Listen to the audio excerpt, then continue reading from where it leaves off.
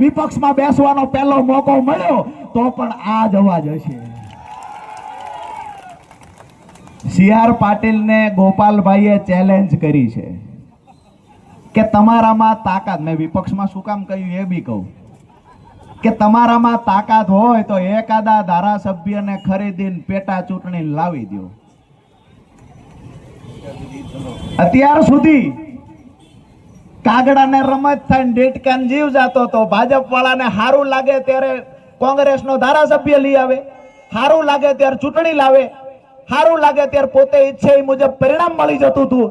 પહેલી વખત વિસાવદરની જનતાએ ભાજપના નેતાના ગાલ પર થપાટ મારી છે અને મતદારોની તાકાત શું છે એ બતાવ્યું છે. તો આવનાર પેટા ચૂંટણી સી.આર. પાટીલને જ્યારે ગોપાલભાઈએ ચેલેન્જ કરી છે, હું માનું છું કે આ ચેલેન્જ સી.આર. પાટીલ સ્વીકારી લે અને એકાદી પેટા ચૂંટણી આવે તો અમારું ગોઠવજો. પ્રમુખ સાહેબ.